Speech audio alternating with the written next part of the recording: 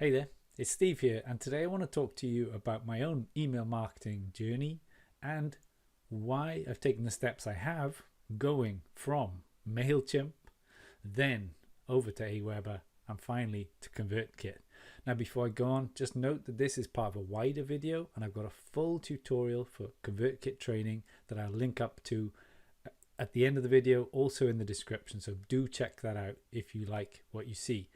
And also if you want to learn about ConvertKit, it's a great video.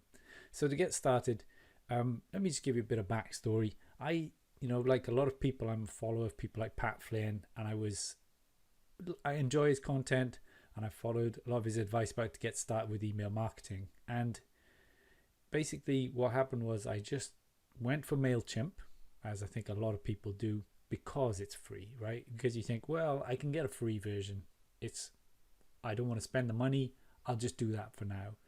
And at the time, I didn't want to spend the money because I didn't really have much. And I thought also, well, it's just one less thing to pay for.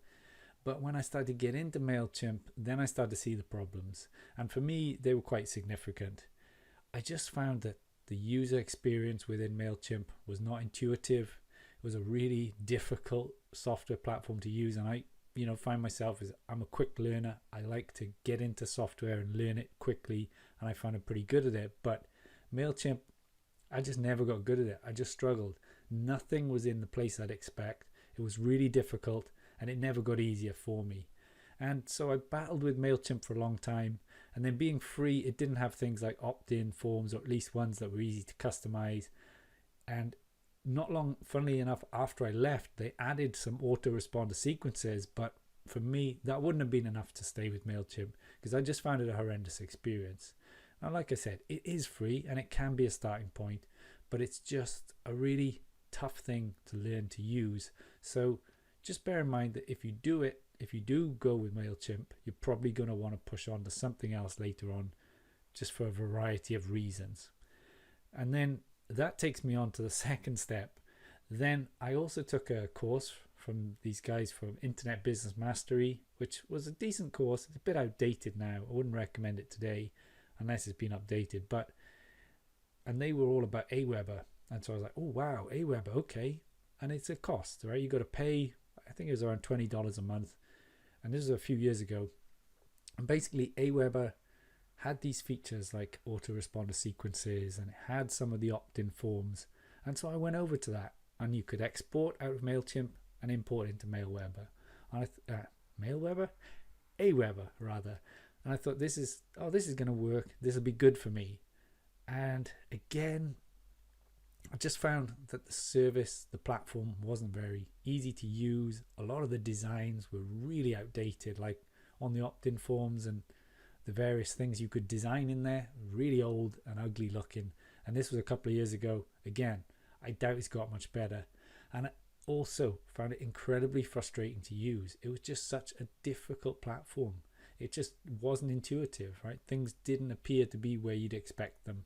And that just kind of, again, drove me to despair, because the last thing you want is an unintuitive email marketing software.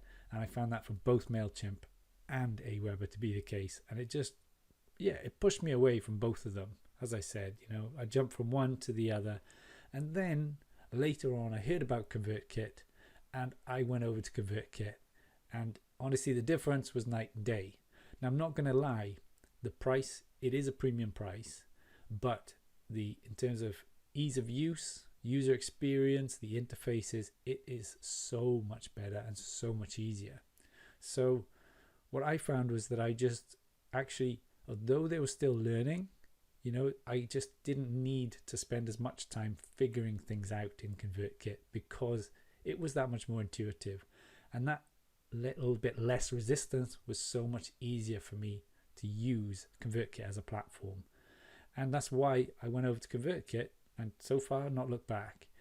I mean, ConvertKit, it is a premium price. There's no doubt about that. But it does have all these features. It's got the much easier way of designing the opt-in pages, the opt-in forms, the landing pages. Everything just works so much better than the other two platforms.